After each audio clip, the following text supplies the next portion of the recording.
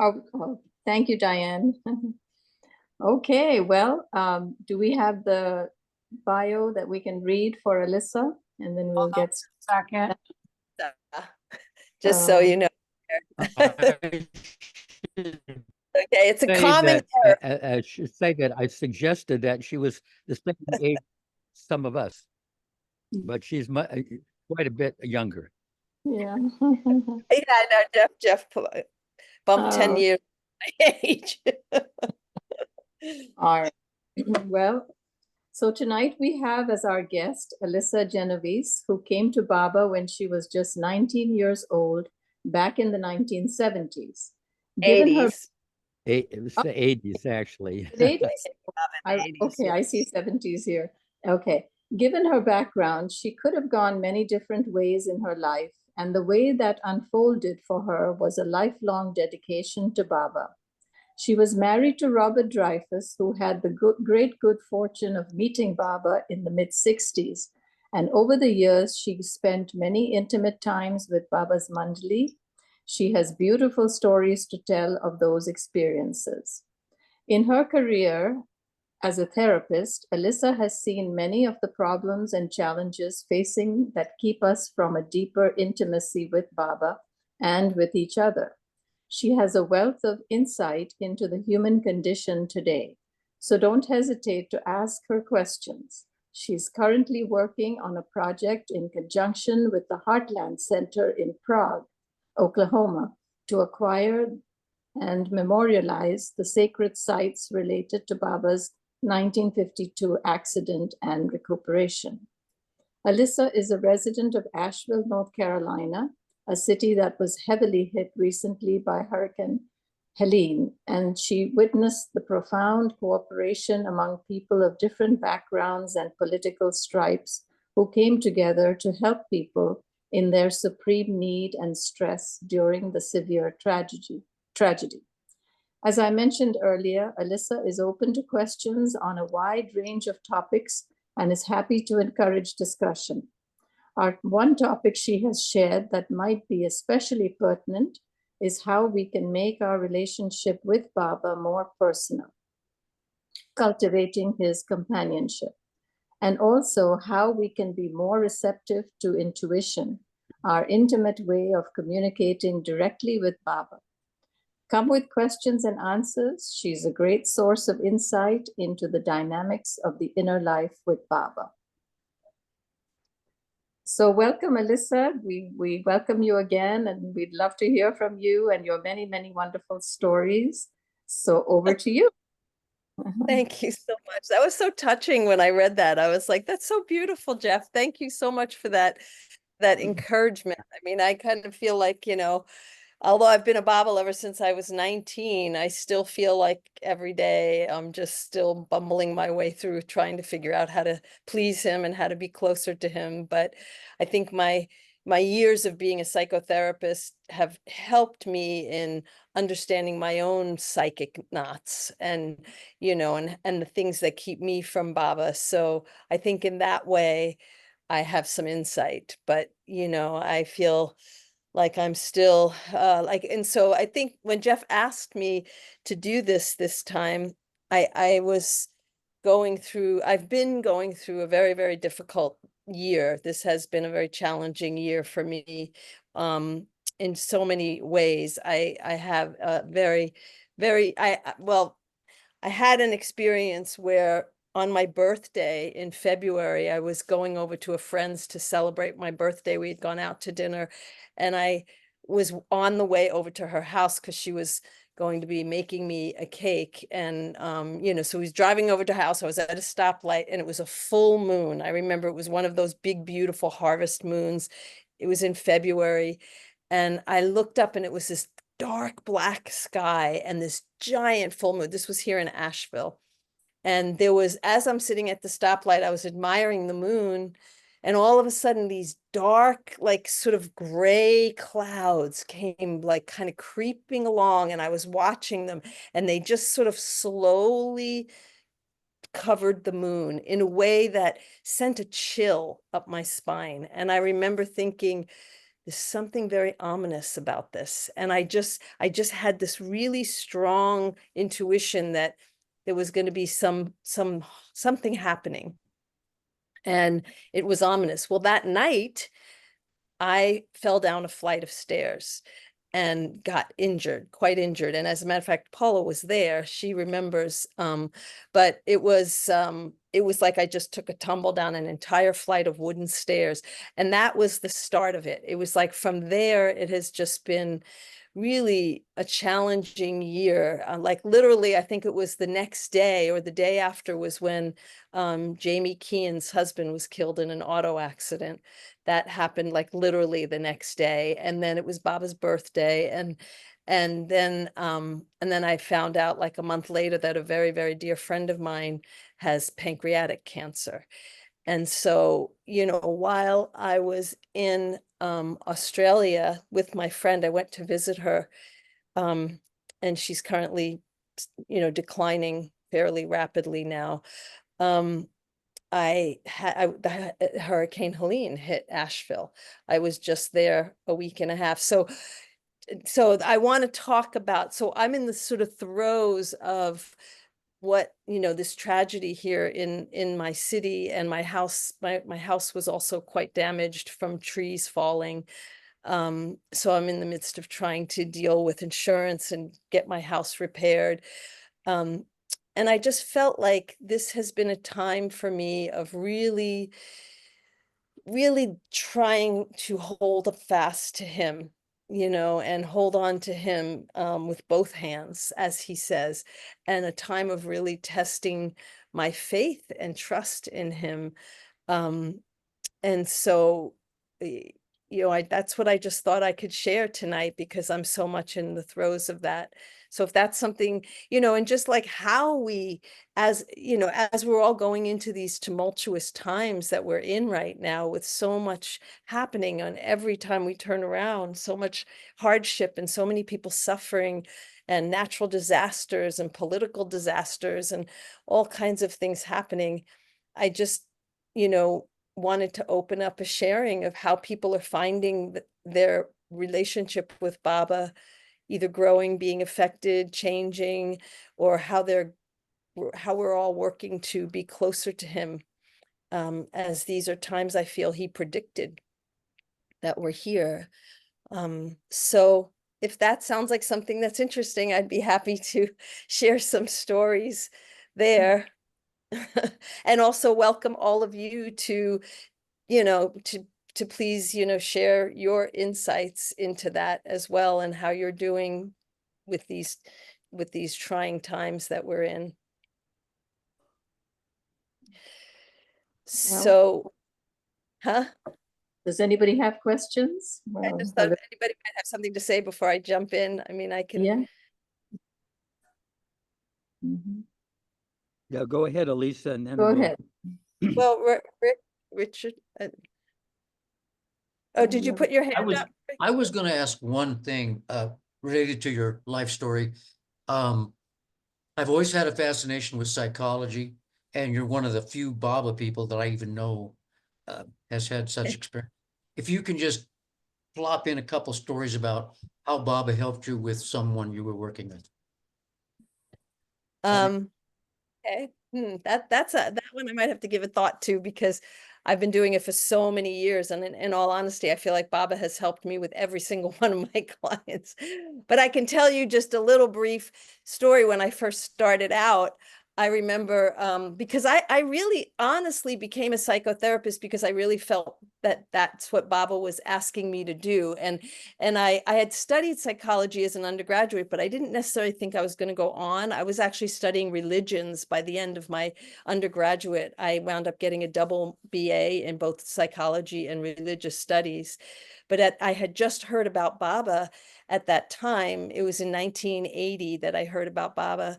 And I was getting ready to graduate, and I was working in a falafel stand by the person who told me about Meher Baba. His name was Elias Hanna, and he owned a falafel stand in Isla Vista, which was the college town in Santa Barbara. And I was the manager of that falafel stand, and I would be there working in this falafels, making falafels, and the people would come to the window and they would just start talking to me, and I'd be talking to them while I was making the falafels. And it happened so many times that people would start telling me their problems, and they would start, and then people would say, I can't believe I'm telling you this. I've never told anybody this. And it just, like, again and again, while I was working in Baba's Falafels, that kept happening. And I started to think, you know, maybe I have, there's something about, maybe I have a gift at this, and maybe I should, you know. And then I just felt this definite yes from Baba that, like, that's what I want you to do. So that's kind of how it started. And then when I got my degree and I started practicing, I was pretty young. I was probably only like in my early 20s. And I just remember thinking, okay, Baba, you're going to have to help me with this. So in my office, I had a couch, and then I had 2 chairs, and I sat in one, and I always thought, Baba's sitting in this chair. So whenever, right before I would open the door to let the client in, I would look at the chair and I'd be like, okay, Baba, here we go. So then, you know, person would come in and I'd be talking to them. And whenever I got to a point where I wasn't quite sure what I should say, I would just sort of glance at the chair, and then I'd look back, and then I'd start talking. And literally, I would say things sometimes that would be like, whoa, that's pretty good. I got to remember that in my whole life. So thereby, I felt Baba was helping me through the whole, as I was learning. And then I got to a point where eventually I stopped looking at the chair, although I always felt Baba was there, but I started trusting my own intuition more.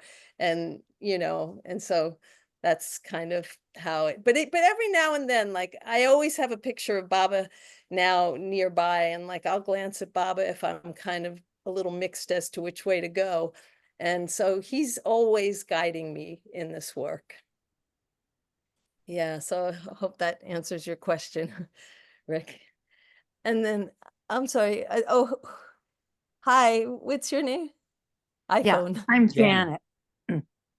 Hi, Janet. Hi, I just wanted to say, Alisa, that what you were speaking about in your life, it sounds very relevant for me right now. I can totally relate with what you're saying. So anything that you have to say about your experience and what your connection with Baba through your experiences right now would be, I would find very relevant and helpful. So I just wanted to give you that feedback. Mm-hmm. Thank you. Well, I guess what I'll share, because this was of such a very, I don't know, I guess, telling experience. When as I said, I went to Australia to visit my friend, very, very dear friend, who's dying of pancreatic cancer. Her name is Sue Jameson. Probably many of you know her. Anyway, it's still a shock to me that she is dying. But anyway, I was there, and I finally, you know, got to be with her, and I arrived, and I'm there about a week and a half into my trip when the hurricane hit Asheville.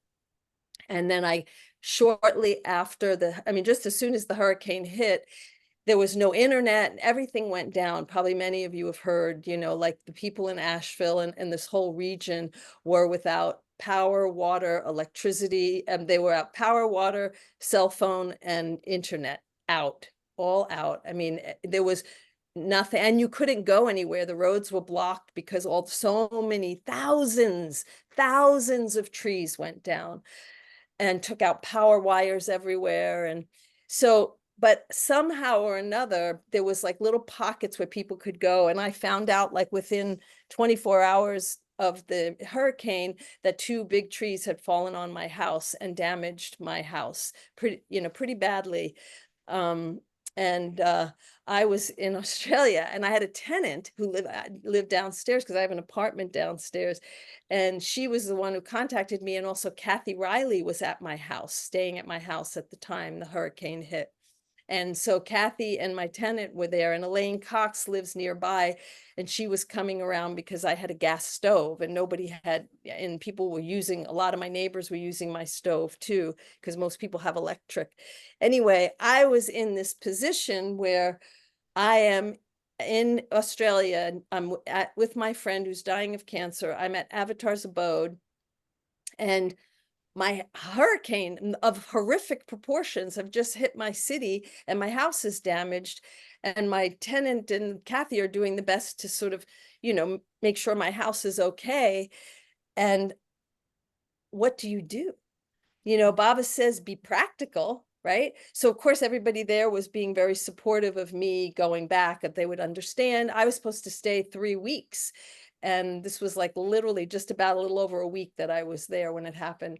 And everybody was saying, you know, if you need to go back, you know, we would understand. And, you know, my friend Sue, of course, she would understand, but she really didn't want me to leave. And so I was just like, and then time difference. I was in the middle of the night, was able only to talk to people there because the time difference was so great. So I was up like for all night trying to get through and find out what was happening. And I was doom scrolling on all the videos that I could see, but everybody else couldn't see. All my friends and people here in Asheville didn't know the extent of the damage. I could see it. So it was such a surreal experience. And I just was like, Baba, what do you want from me? Right? What is it that I should be doing? Like, you know, so then there was a meeting every Monday at Avatar's Abode. They have a meeting where the Baba lovers get together and they do readings and they share and they talk. So I went to the meeting and I was like, you know, I asked if I could share my dilemma, my story, and, you know, see what people felt, you know, because I wasn't getting a real clear answer from Baba because I was so scared. And I was in a lot of like, I just was in shock, you know. And so, I'm it's very emotional because there's so much devastation here. You just cannot believe it. Take your time. So so I was at the meeting and people were very supportive of me sharing. So I started telling about this dilemma, you know, between should I be practical and get home and take care of my house, or should I, you know, because then also I'm like, I have a hole in my roof and like, how am I going to find somebody to put a tarp on my roof or take care of my roof when there's so much devastation and nobody could get anywhere? My daughter was making phone calls to roofers and she was trying to find roofers to come, but somebody could come, but they couldn't get to my house because literally there was trees blocking everywhere. And so I just thought, what can I do, you know? So I'm sharing this story to this group at Avatar's Abode. We were on Avatar's Abode. And as I'm sharing the story and I'm feeling, you know, all the feelings I feel I slowly can start to feel Baba like, you know, just comforting me and saying, you know, you are here with me. You know, there is nowhere else more important to be than right here with me. And you know, and then I started hearing like I started hearing those words that Baba would say, give it to me, give it wholly to me, because if you give this to me, I dare not, care not. So I was just like, and I'm sharing the story and people were really relating and sharing similar stories of dilemmas like this with Baba. And by the end of the meeting, I was with Susie Amora. She was, you know, she had been really encouraging me to share at this meeting. And at the end of the meeting, I just said, it's so clear to me that that this is just a house. This is my house. Yes, it's my house. It's my home, but it's just a house. And whatever happens, it's, you know, it's Baba's house. You take care of it, Baba. Whatever it is, there's nowhere else I want to be than here at Avatar's Abode with my friend, because I knew that when I leave here, I won't see her again. And it just was suddenly, it was just like, Baba, it's yours. You have to take it. Like, and I gave it to him fully. And like at the end, you know, Susie Amora just said, that's it, let it go now. And she gave me this big hug and she's like, that's it, you know now, you know what Baba wants. And so the next day, literally the next day, I start getting text messages from my neighbors who said, there's a whole group of people here. They're cutting the trees off your roof and your deck, and you know, they're going to tarp your roof for you. And it was just like Baba sent in, he did it. He took it. Like I went from, like, I didn't even know who these people were. They just came. And it turns out that they're a restoration company, that they were literally on the next block over. And I never knew they existed. And they could get into our neighborhood. So they came in and they just started doing the work of what people needed, you know, to cut trees. And myself and 2 other people in the neighborhood had trees down on their roof and roof damage. So they just went in and did the work. And it was just like a miracle. It felt like a miracle, I tell you, because I just like felt like Baba took it from me. And then I could just, like, once my roof was tarped and the trees were off my roof and my deck, I could just remain there and just be there. So I share that story because it was such a lesson for me in, you know, really, truly giving it to Baba, you know. And I have had this lesson just recently in my life too, but this one was just so clear and so like, I don't know, like, it was just like, it convinced me that really it's not easy to do, but boy, when I do it in my life, he does take it. And he really just, miracles can happen with Baba. That's what I can say.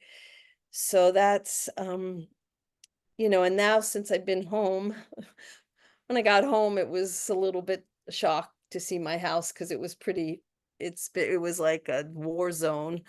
But since I've been home for now about 2.5 weeks, I feel like Baba's just been sending in, he's really just helping me. He's sending in these people who are just helping me deal with this mess, you know? So, yeah, I feel like it really is his house. It's wonderful. Yeah. Yeah.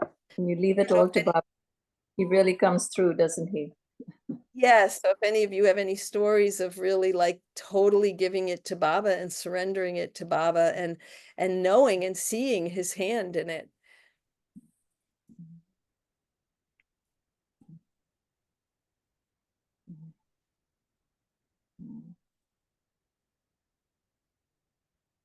Well, I mean, maybe I'll pose the question another way. I know it's not easy. What? Jeff was muted. He was talking about something. Oh, no, I was just saying, anyone want to venture out and share where they've been in that kind of, you know, crucial Squeeze situation? play. With It's a that? squeeze. It's like a squeeze play with Baba, because you're kind of like, you know, where you just sort of like, what does Baba want from me here? Like it's like the stand up, sit down at the same time kind of feeling, you know. I'm sure anybody who's following Baba long enough has had those experiences. Marta? Yeah, Alisa, I have a story from a long time ago. And yes, many years ago, I was burned out in a fire in Montecito. Everything I had was burned. And as I was packing up the few clothes in a car, my landlord, who lived in the house, he was upstairs and I was living downstairs. And he jokingly said, "Oh, don't worry, I have really good insurance." And we laughed, you know. And then I was with Randy at that time, and I went to his house to stay because the entire neighborhood was in flames. And so I woke up the next morning and I could hear the helicopters, and I didn't know, I forgot where I was. And then I realized, oh my God, there's that fire. I wonder what happened to my house.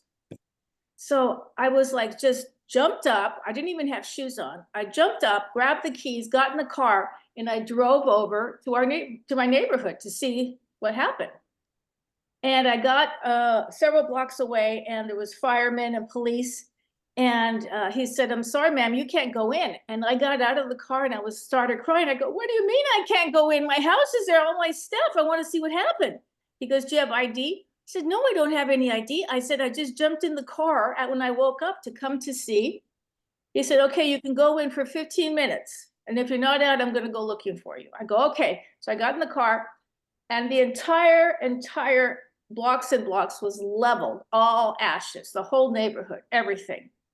So I go up to my address and I walk up the driveway and I just stand there. And you know how it's so shocking that your psyche can't really digest it all when you just see it in the first second, you know? So I stood there and everything was ash. And I just burst out into tears. And I said, Baba, Baba, oh my God. So then I went to the front door, which was not there. And I had all these journals that I used to write all this stuff. And I had lots and lots of journals. And they were still lined up, but they were ash. And when I touched them, they all fell apart. Like it was so symbolic, right? And then Randy had given me these beautiful stained glass windows that were hanging in the bay windows. They were all completely melted into a puddle of colored glass. And I thought, oh my God, everything was gone. But from that trip, I got the money to make my first trip to India with Randy. And also, the Red Cross gave me more stuff back than I had in the beginning. So the whole thing was such a blessing.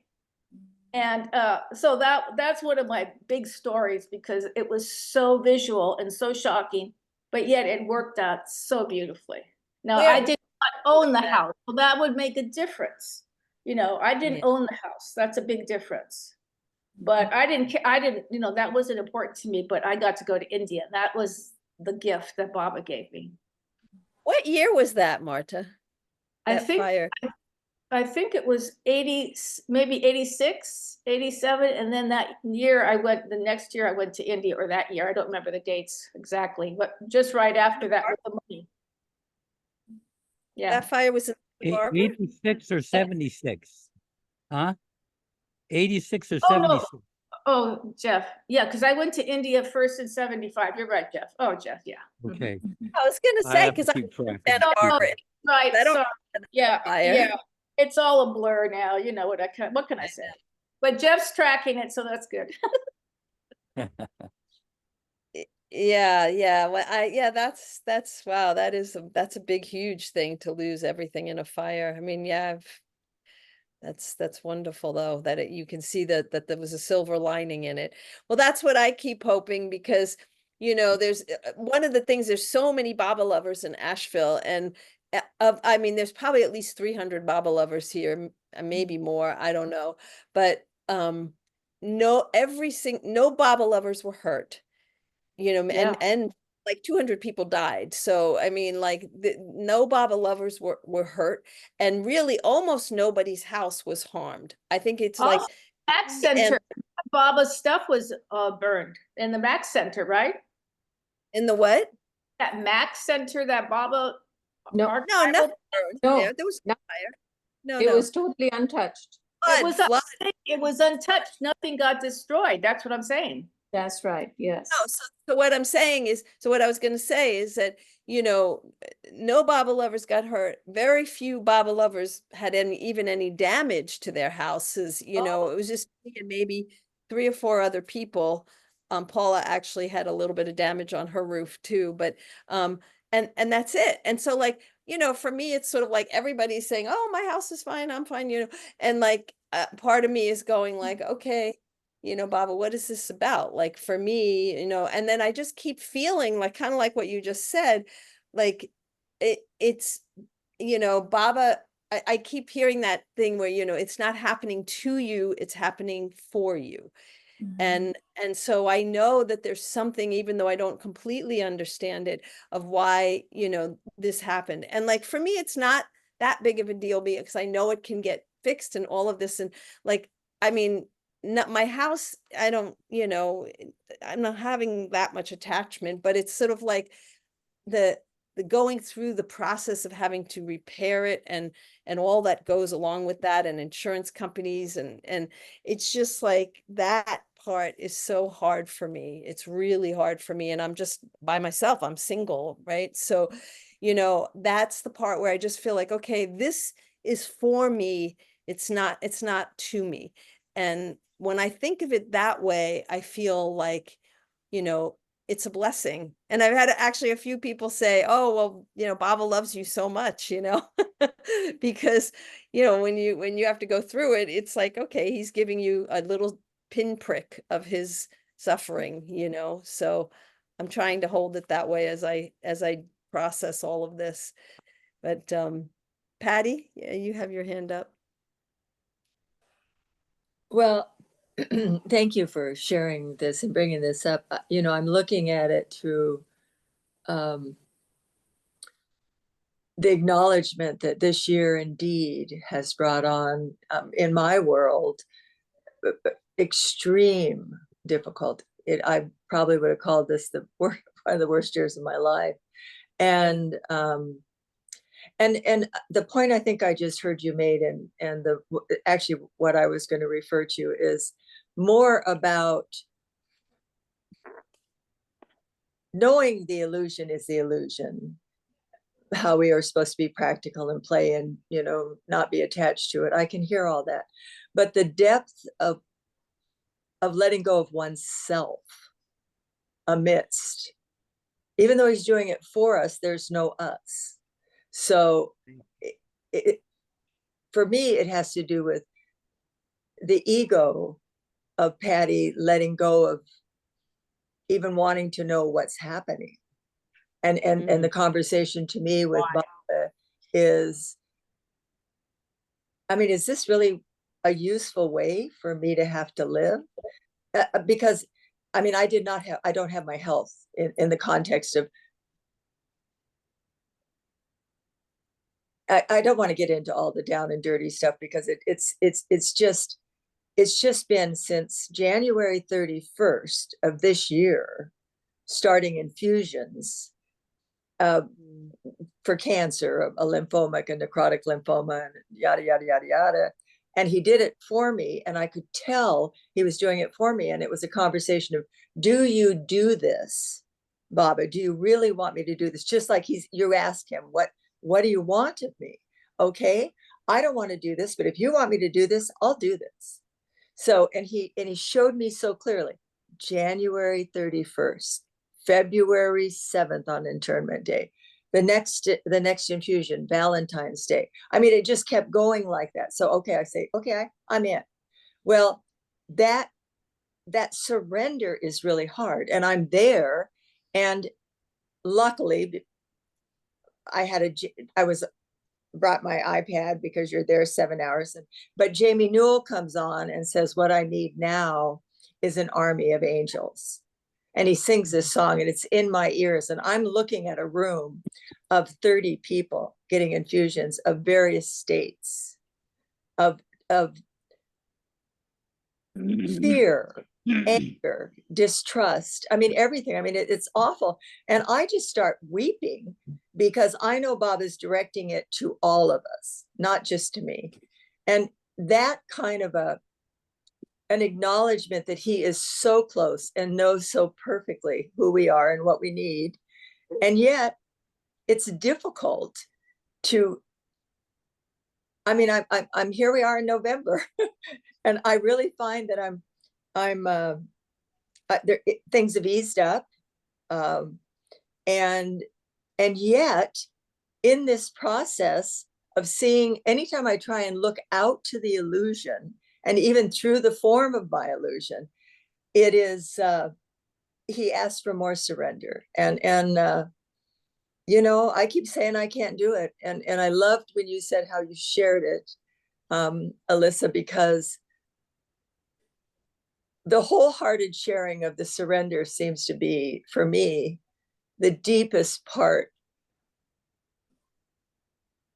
of letting go for me. And you know, sometimes I'm successful with it, and other times I feel like I'm not wholeheartedly really giving it. And every day that's my prayer. Every day during my prayers, every day when I dress my soul, every day when the whole thing happens.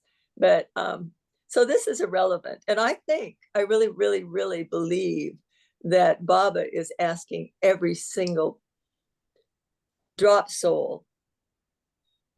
I think we're all going to be experiencing this at the level in which we need to come closer to him.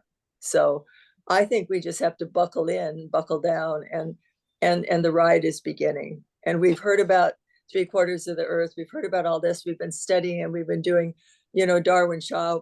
We've, you know, in my case, I've had 50 from, I came to Baba in 69, or I heard of him in 69, and got to Myrtle Beach in 71, India in 73. So there's a huge history there of him supporting me and filling me up with him. And yet there's so much more of me left, which I guess in his time he'll take me totally, so that I don't have the recognition or speak through the personality as much. So I don't know. I'm done now. Thank you guys. I'm so sorry, but it's complicated. You know, life is complicated. So Yeah. Jayba. Can I ask Yeah. you, Yeah. say a tiny bit more about what when you were just talking about the surrender part? And I just thought that was interesting, and I just wondered if okay. So I surrender to the infusions, and then I just went through a bout of 6 weeks of an incredible bacteria in my body, which literally kept me glued to the toilet, and no doctor could figure it out. And I mean, horrifically ill, fevers, and I mean, losing myself literally 24/7. And all I could do is either get in the shower or get in the tub. I mean, it was such absurdity for a human form to have to do that and have nobody, and, you know, going back to the hospital, getting out of the hospital, blah, blah, blah, blah, blah, blah. You know, the game that gets played. And how do you surrender anymore?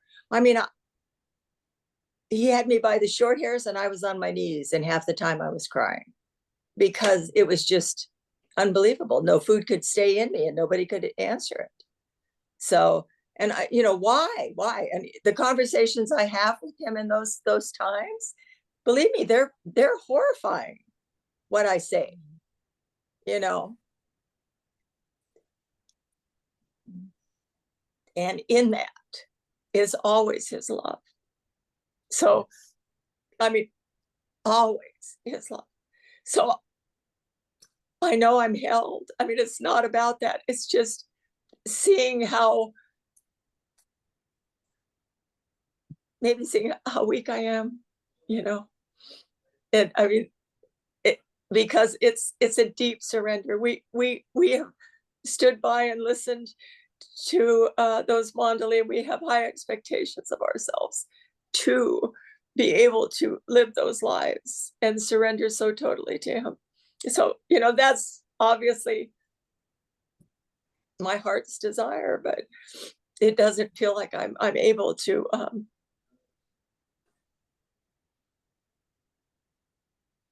let go enough and, you know, not have me. So I'm not quite figuring out how to do that. It would be like dying, you know. I mean, I really thought I was dying too, but so that put me right up to, I mean, I am dying because the cancer's there and it's not curable, but that's okay. It could be a long time, you know, but if it looks like that,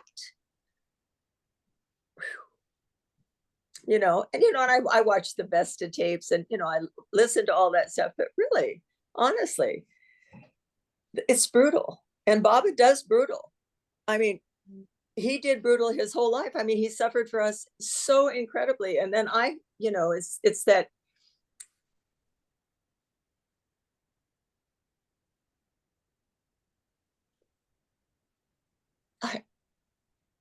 wanting to take on that and be able to be of service in that way, and then realize I can't. I mean, I'm not doing it successfully. So anyway, it's, Doing a good job at talking about it right now. I mean, I think that's really oh yeah, very, yeah, yeah. I mean, it's, Patty, what does doing it successfully mean to you? I mean, you are a well, warrior right now. To me, what are you expecting of yourself? well, in a joyous way, It's, Oh my God. But I mean, look, yes. Well, if you knew my whole story, you'd understand why that is. I've just, there's background in me and karma in me that send scars that have great expectations and have lived under a huge amount of dysfunction. So that was how I had to do, so yeah, it's a lot of history. And so, I've had 40 years of therapy, for Christ's sake, and, and I am doing it well in the context of my life, but, I don't remember him enough, but I think of him all the time. But I mean, really, I want him awake in me. I want him in me, to awaken in the way that I know he can. And I'm impatient, so that would maybe be my answer to that. So, yeah, I mean, I just wanted to share just something about my friend who's going through cancer, and I was there with her for 3 weeks and just watching what she was going through. It was like, yeah, I mean, the brutality that Baba can put his lovers through. But one of the things I had asked her was, she felt Baba there with her, and she said no, which really surprised me because, but see, I think that as we talked about it, I think part of it is that she believes, she knows that Baba is there, but Yeah. I mean, knows that Baba's there, but Yeah. she doesn't feel it. And some of it is not, sometimes she does, but she said like she doesn't feel it. But some of it, I think, for her is that she doesn't want to die. She's not ready to die. And I think if she opens the door to really receiving Baba and accepting Baba there, she's accepting dying, and she's not, she's getting it now, but it's like there was still a lot of her attachment to her life, and that was, that was kind of where she wanted to be, choice, really choice, and not in surrendering. So I wonder, made me wonder too, if we, we have some, like, what is free will, right? I mean, do we have that choice to say, I want to surrender or I don't want to surrender? I think we do. I think we do, and Baba waits till we're ready. Continues, like Arnavaz always used to say, you're going to go through it. No, you're going through it. You're either going to go through it kicking or screaming, or you're going to go through it in surrender and grace, but you're going through it. The only choice we have is how we go through it, and so was kind of eye-opening to me, as I sat with her. There was no judgment whatsoever, because I have no idea how I would be if I was in her shoes. I can't say. I think I can imagine, I'd want to surrender all these things, right? But I don't know. It's hard to. I mean, even when I was, losing weight and not keeping food in and nobody could do it, I believe I surrendered then, but it was just not really, because I have a dog and I have a husband and, somebody, all the things that, and I do, you're right. The belief is up in the head, and in my heart, I know Bob is here. I mean, I do know he's here, and I know whatever he is doing for me is for me. And it's my sanskars. And, and this isn't my first time around with this. This is the second time around with this. So it's not unfamiliar. This life has been a lot of clearing that he's doing for me. And I'm clear about that. But obviously I have a lot of stuff to go through. So, or not, or not, you know. And I'm 75. I'm, you know, I think Sue Jameson is probably pretty close to my age. Yeah. Turned 70. Yeah. I've met her several times in India, but you know, and I went to Australia and I think I saw her there one time, a long time ago. So in the 80s. So yeah. Well, But thank you, Patty. yeah, Appreciate that. yeah. Yeah. Well, it's, yeah, it's all, it is all about the one of us in the many trying to get us all back to awaken to the one of us, you know. Yeah. So thank you. Jay Baba. Yeah. Jay Baba. Richard?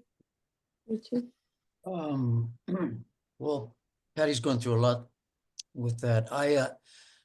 I, in my own way, my path to Baba has been more deeply psychological and psychic, rather than, I've always been healthy, and but I think Patty's got it right when Baba has turned up the flame, and we're beginning to see the false part of the illusion. And it's hard because in that falsity, you realize that you are attached to it. And Right. the only thing I can do, because I've faced some of this, but is try to, Baba says, remember him. And it's because I think it's kind of like he's on the horse and we need to catch a ride. And you've got to jump up there and get on that. I don't know how you do it, but you got to do it. And while you're doing it, you're still thinking, no, I'm in the gross world. This is me. And so it's a really tough time, but we know Baba has the power. We know he has the power. He's the avatar. He's not a, he's the avatar. It's the only one that's real. And, but trying to remember him. The other day I was in some real consternation about something, and you know, some form of deep anguish. It's all karma, like you said, Patty. Long lifetimes, who knows? But from that point of view, I feel like Baba's cleaning my soul at the same time. But I know that it's only so that I can remember him. It's the only purpose of it. Anyway, that's it. Thank you. And yeah, good luck, Patty. Yeah, really. What can I say? No, good. Thank you. Yeah. It is, and you know, it's an ongoing journey. You know, I think about how, you know, Baba's accident, like Jeff was saying, that I've been working on a project in the Heartland, for the Heartland Center in Prague, Oklahoma, where Baba's accident was. And you know, we're working to acquire the hospital and memorialize those sites, those sacred sites, creating a center there. There's already a center, but we want to acquire the sites, secure the sites. Anyway, that's a whole nother story. But one of the things that I think about, you know, in the accident, how Baba and Mara were, of course, the most injured, but then Elizabeth and Meru were also injured. Elizabeth pretty severely, Meru a little less severe, but still injured, and Mani was not really injured at all. And I just remember that Mani actually suffered for not having been injured, because she felt that Baba, you know, didn't give her any, like he didn't allow her to bear any of, and you know, and so it just is, you know, it's just a perspective, you know, like that the grace that we have when he does give us some of his suffering, when we go through things like that he is offering us an opportunity to have just a pinprick, as Mani say, just a pinprick of his suffering. So I try to remember that, even though I kick and scream still, but I do try to remember that, and it does help me, you know. So so Denise, and then Paula has her hand up too. Go ahead, Denise. You think you're on mute. Oh wait, where'd she go? Yeah, I'm trying to turn the hand off here. Uh, let's see. Okay. Oh, yeah. Anyway, my health used to be good. And then in 2017, I think it was, 2018, both my kidneys failed out of the blue. And they said it was autoimmune disease called good pasture. Tried to save them. I was kind of out of it in another world with all the drugs they were putting in me and everything. And then they says, yeah, we can't save them. So I was on dialysis for a year and a half. And then a woman who is my son-in-law's, I guess you'd call her stepmom, because his mom had died and his dad remarried. She said, she was talking to my daughter, and she said, Jesus tapped her on the shoulder and said she should give her kidney to me. And it was a match. So I've had this Polish kidney in me since 2020. But I find humor in life. I don't know if that helps me, because like you, Debbie, was it? I don't see her. Anyway, I feel, sick a lot of the times. I'm up, I'm down. I'm like, Baba, I'm ready to go. I've had a good life, but he's not ready for me. So I don't know. I'm supposed to be here. And I don't know why, except I do watch my kids' dogs for them when they go places. And I have a very loving, supportive family that has helped me so much. Oh my God. They're the reason I'm alive, I think, besides my donor. But here's the kicker. My donor is a fundamentalist. And, Wow. I tell her about Baba and she thinks I'm going to hell. I mean, Yeah. so it's really a hard thing to deal with, but I try to do it as kindly as I can. So that's what I'm dealing with. And I try to remember that Bao was in pain every day of his life. And so I hang on to that. And I've got Baba with me all the time and just do the best I can. But I do feel like I'd like to know what I should do more to help people or do something. I don't know why am I here, just to try to each day try to avoid pain. Today I'm having a good day. So anyway, it's nice to check in with all you guys. I'd be at Baba Zoom a lot more often, but I feel like I have to go to bed. But tonight I'm staying up. I live in the Chicago area. Oh, So well, anyway, I hope and that cheers up my the jokes. thought that comes to me when you say that is just you're here because he wants you to be here, and everything that you're going through is really, it's a blessing. It's kind of like he's moving you through whatever you have to move through with so much compassion. So you're here because he loves you and he wants you to be here. Right. I've got stuff to do that I don't even understand, but I'll do it somehow. To do for you. Can Anyway, everybody who's not talking, please mute? Because we're listening to somebody's TV. oh, Paula. Thank you, Denise. Oh, hello. Hi. Paula. I just want to, Alisa and I went to a concert, a fundraiser in one of the towns nearby tonight. It was wonderful music. And, the singer, he was very multi-talented with lots of instruments and stuff. And he was talking about his son that had open heart surgery at I think 15 years old or 19. Was it 19 years old? 15. 19 now. Yeah, 15 years old. He had a heart transplant. A heart transplant. Yes, yes. And I was just thinking how, wow, we just don't know. We never know what's in store for us. We just never know. I had a granddaughter who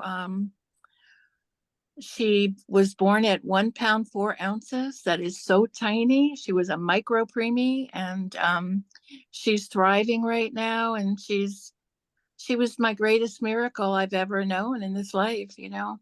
But I also wanted to thank Patty. I wanted to thank you for your vulnerability and sharing with us from such a profoundly personal place.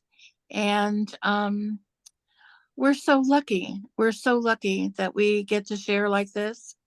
And I just wanted to, I just wanted to talk about everyone that shared, and Marta, and you know, I'm learning so much about being in community lately with what we've gone through in this incredible part of the woods here in the mountains. And I don't know. I just don't want to ramble, so I'm gonna get off now. But I just want to just deep thanks for the intimacy that's shared here. And I wish everyone a healing journey. And oh, so many people are suffering right now. And then we have our political situation that we're all dealing with on top of everything else. And anyway, thank you. Well, thank you, Paula. Yeah, one of the things I thank you for pointing that out, because I know Jeff mentioned that in the thing about the you know, coming together of the community here. You know, I mean, Asheville was considered a haven from climate change by many people. Many people were moving here because, you know, it was sort of safe from fires, and, you know, we don't have a lot of natural disasters looming all the time like you do in other places. And so I think it's just so interesting that Asheville got hit so hard, you know. Like, I think the bottom line is, you know, the message is there's really nowhere safe, and that really there's no escape, that the time is here for us to all take responsibility and support each other and help each other. And somehow I feel like Asheville is a model in some ways of that, because even FEMA said about Asheville that of all the places that they have come and, you know, helped in natural disasters, that Asheville, the cooperation and the way that people have come together to help each other was the most inspiring in Asheville that they have seen.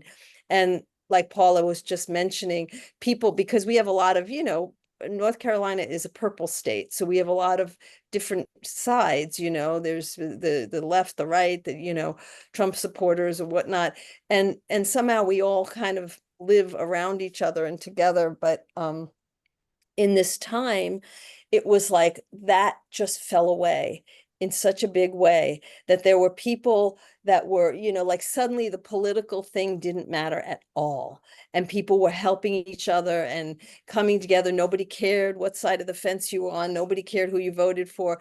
Everybody was just really, really helping each other. And you know, the judgments fell away. And what it really, I think, reminded all of us here of is just, you know, the humanity, that love really will override it all eventually, right? That, like, that when it comes right down to it, and maybe this is why, you know, as Patty was saying, you know, we're getting ready to buckle our seatbelts, because we are really coming into some bumpy rides ahead. And I think it's just beginning. And, you know, and I think that really perhaps that's part of the reason, because it will get us, you know, to the point where we're stripped so bare that really the only thing we have is to depend on each other. And Baba did say that his work would continue through the interconnections of all of, you know, all of his lovers, but I think really all of us. And, you know, we're all in this together.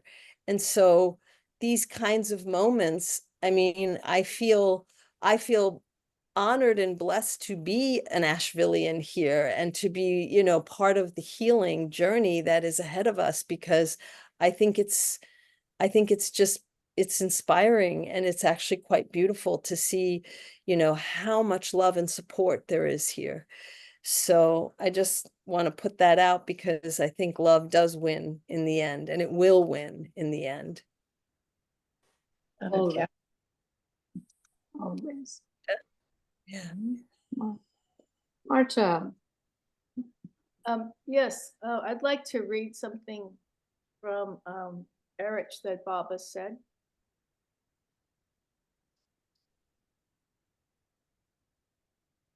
Erich had asked Ivana to share this. She is sitting in Erich's little room in the New Life cabin on a little brown bench across from his bed, Erich's bed. And he was lying down for his nap. This is when he was much, much older. And he would always choose what I would read. And I was reading from a small little booklet, which was called In the Company of the God-Man. It was a Pune, India publication. And I'm reading it to him, and it looked like he was falling asleep. So when I got to the end, I did not want to disturb him. And I was afraid if I left, I would disturb him. But he wasn't asleep, and he rolled over toward me, and he said, "Give me the book." And he checked off 6 pages for me to read the next day. And then he said, "This is what I want you to read and tell others when the time comes." Without living Baba's message of love and truth, how can one preach it and tell others how they should live theirs?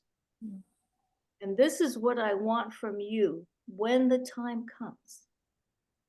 Though you may feel sad about this or that happening in your life, though you may feel sad about this or that happening in your life, you must be surrendered to him.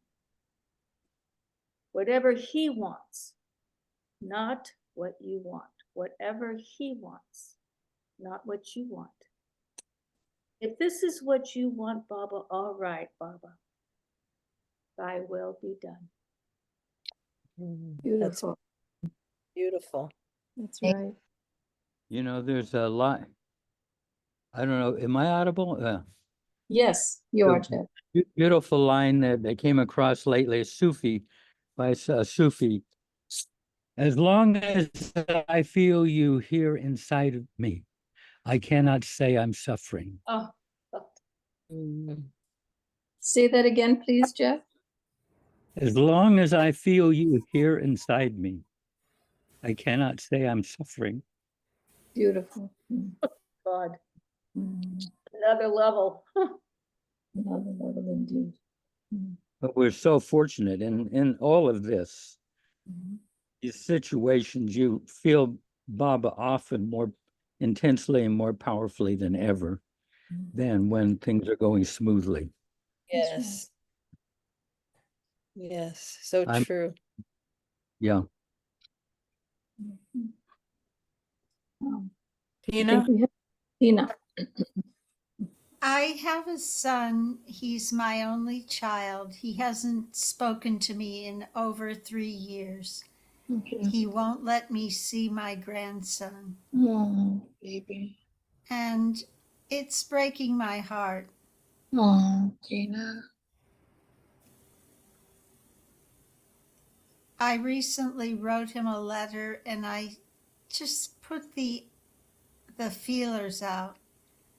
And he wrote back, "I'm happier than I've ever been without you."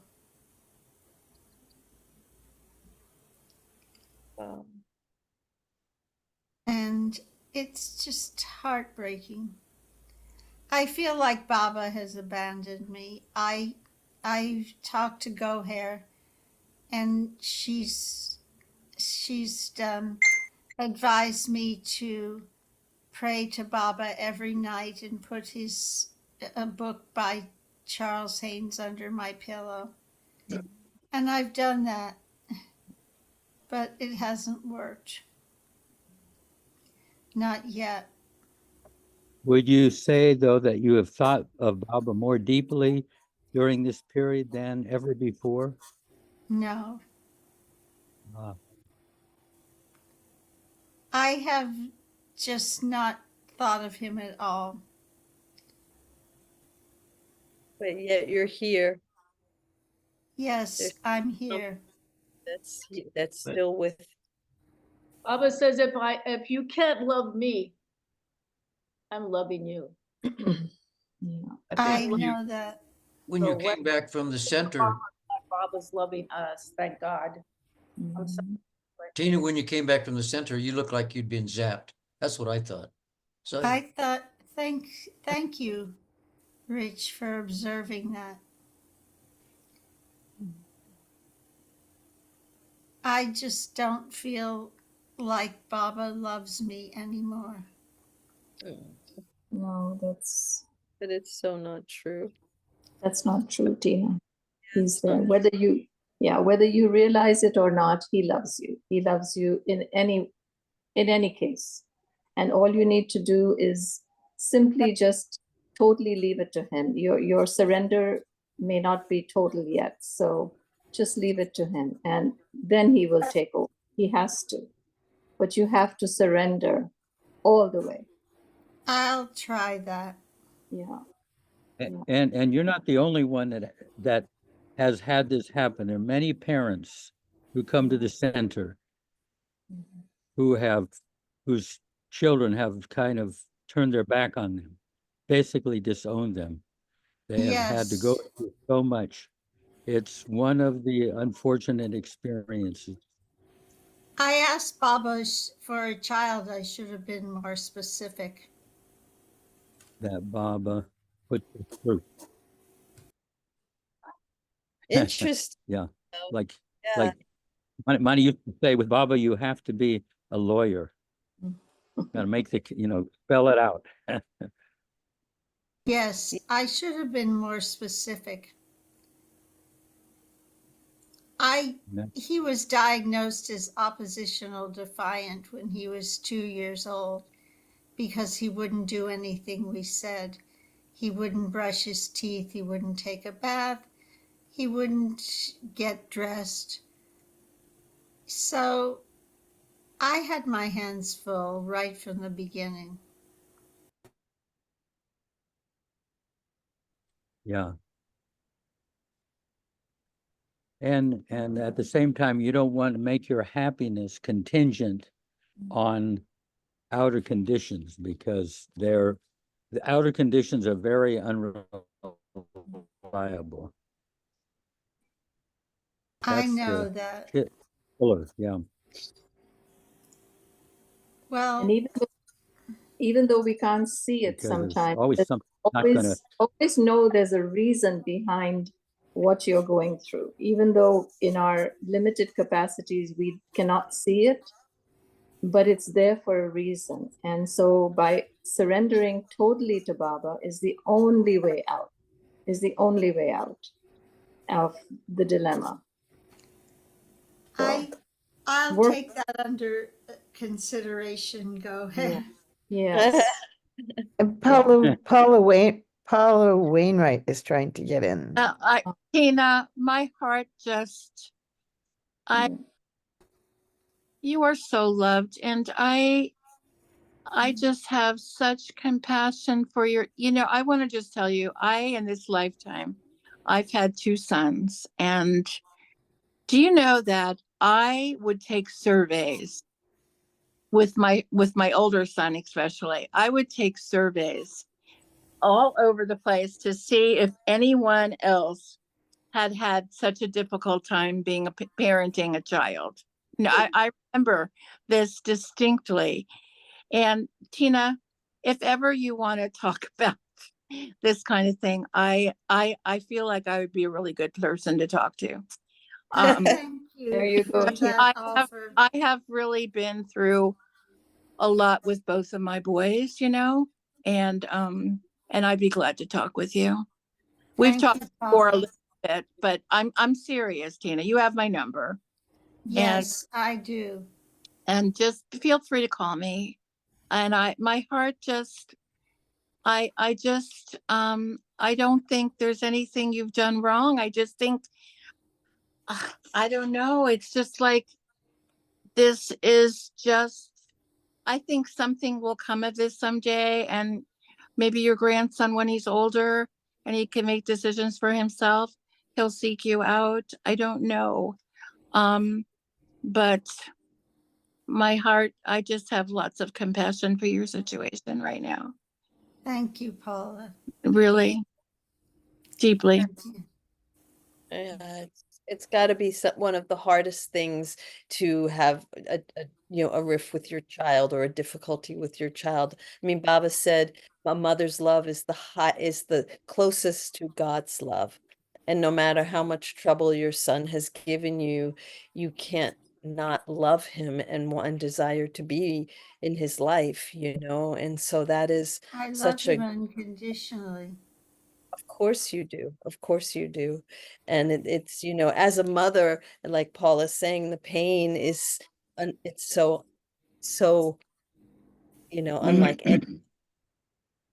So but like, I think there is a reason, there must be a reason, because this is what Baba is putting you through. Yes. And, having that faith in him is to know that it's not what you want, but it's what he wants. And that's so How do very, we want this? how are you asking? Did you say? Yes. Because it's like a circle back to what we were talking about earlier. Baba can be brutal at times. There can be some brutality in loving God. I mean, when we look at what the ones closest to Baba go through, and so I do feel that it's part of our journey somehow to experience these things. And for you to be experiencing it on this level of a mother's love is very close to Baba indeed, Yes. just hold that in comfort somehow that you are close to him. Okay. I'll take that into consideration, Alisa. Okay. Well, thank you so much for making yourself vulnerable here, Yeah. Tina. Really touching. And we have I don't know what time this goes till. It's already 11:15, but I don't, what time do you usually guys end? But we have two more people. Yes, We we end up, go on till about 11:30. So Oh, okay. we have All time. right, then Gabriella. Mhm. Denise, you're muted. Oh, I don't know if this would help Tina, but I've never had a problem with a child, but my brother kind of rejected my sister and me, and he just died in the spring.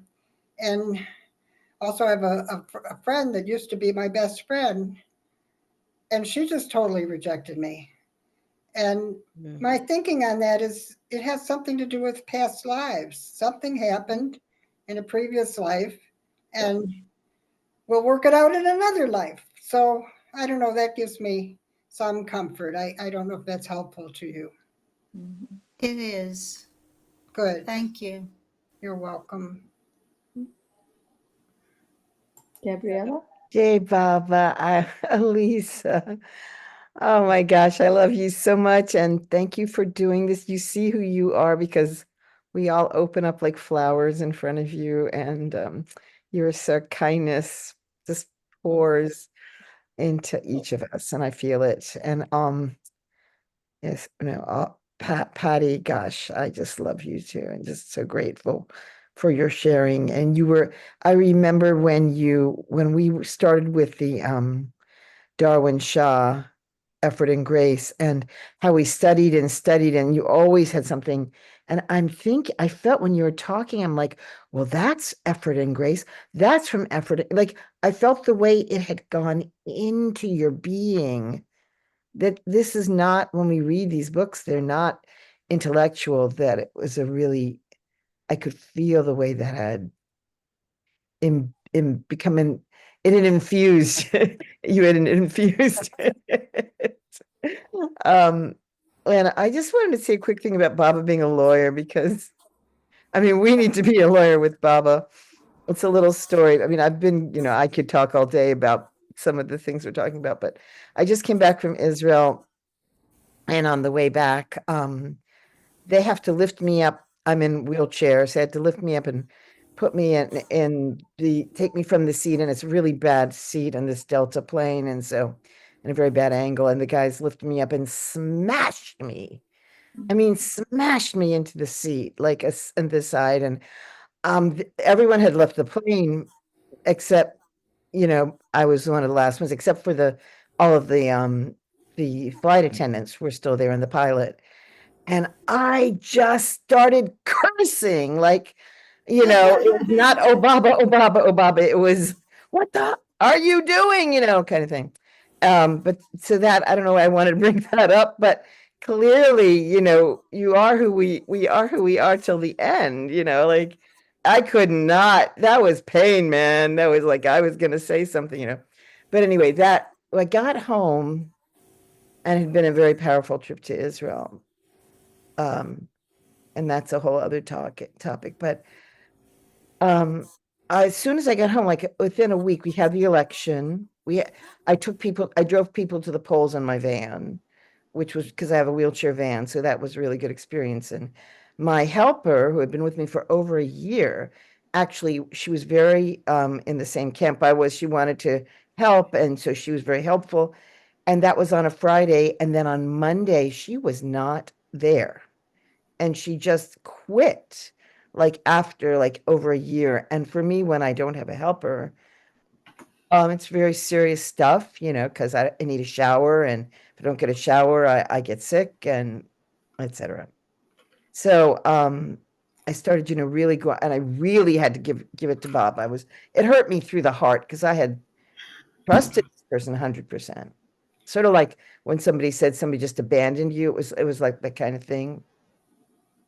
And I had absolutely no idea what I had done, or what was the reason, or what did Baba want from that. And so I gave it to him. I had to give it to him. And you know, everything, you know, is working out because I did.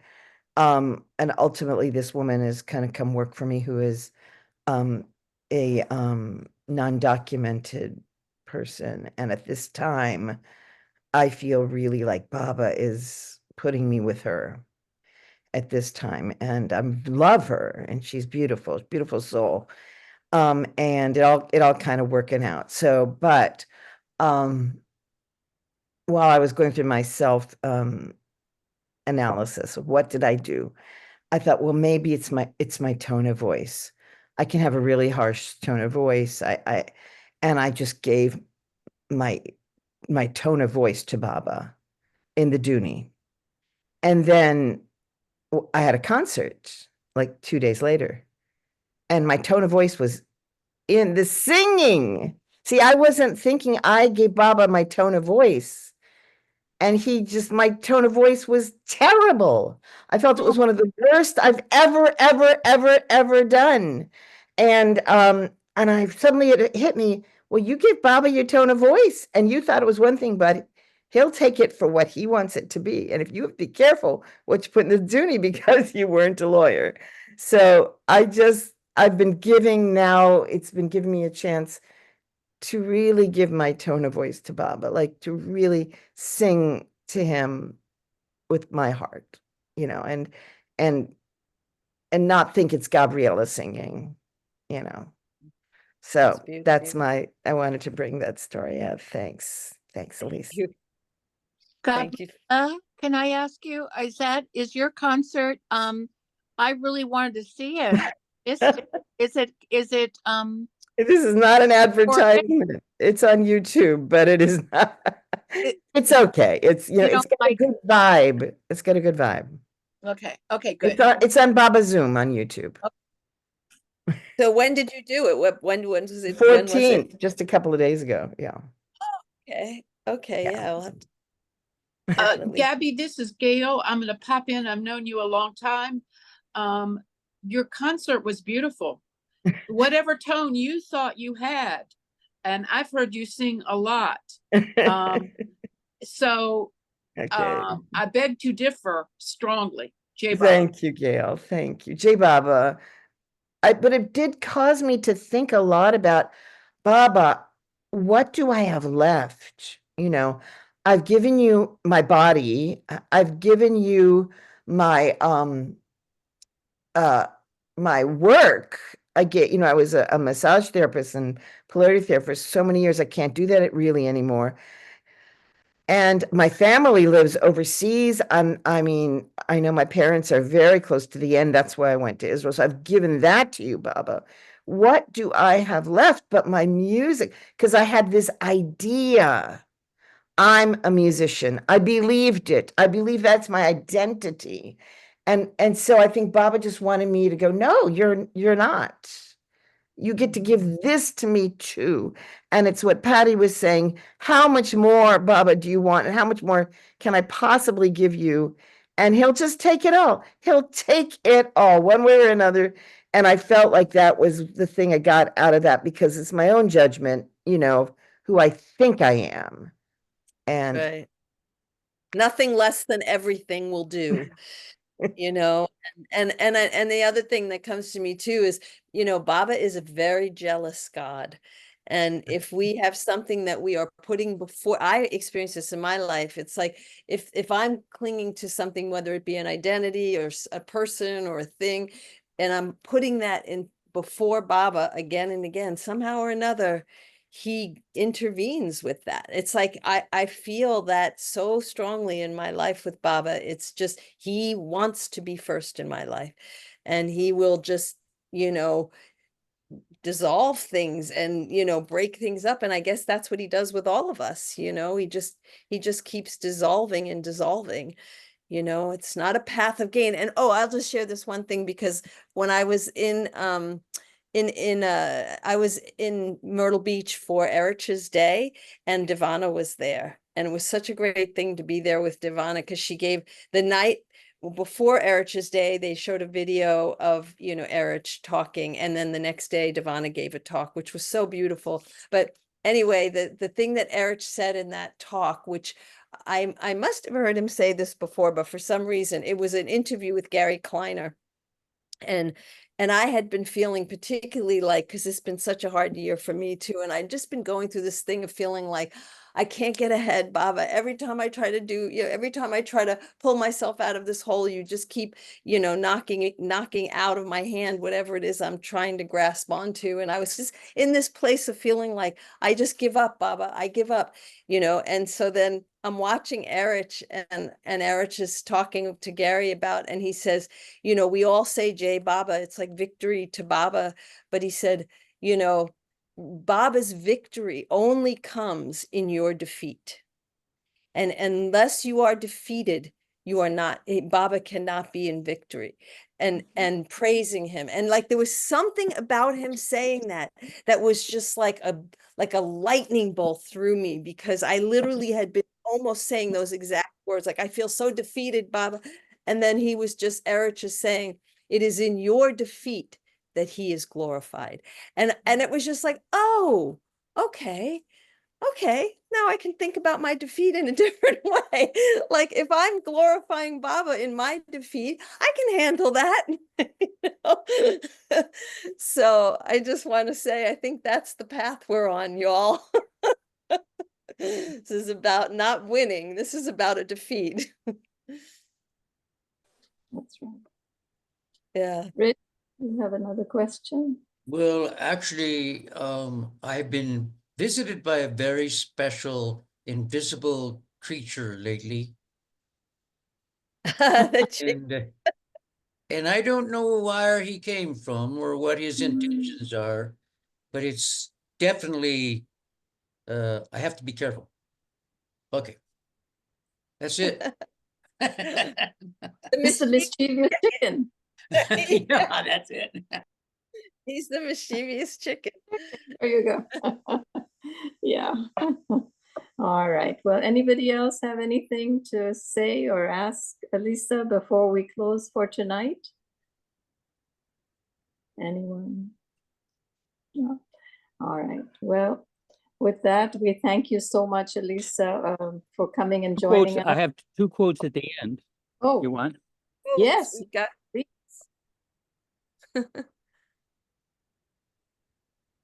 Oh, shall I give them? Yes, go ahead. Go Okay. ahead.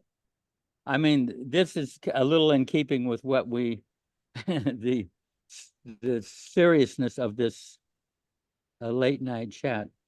It's a Sufi by name of Sarmad that Erich told the stories about. But he says, in a battle of love, none but the lovers are slain. The weak and wicked escape from injury. O you who are the true lover, flee not from the battle. Those who are not killed are dead to love. Wow. Wow. Yeah, that's a rough one. And here's another one that I got from Marta, actually. Goodbyes are for those who see with their eyes, but for those who see with their heart and soul, there is no such thing as separation. Beautiful. Beautiful. Thank Anyway, All right. you. Let's say three I'll of be back in America Yeah. for. Huh? I'll see you in Myrtle Beach, Oh. Jeff. I'll be there next week. Thanks for the warning, Jeff. Yeah. And I think Payam was on. I mean, not Payam, but Nasreen? Payam is your mother there. Is Nasreen there? I Oh, I guess. I don't see her. Mhm. So let's have a moment of silence. Yes.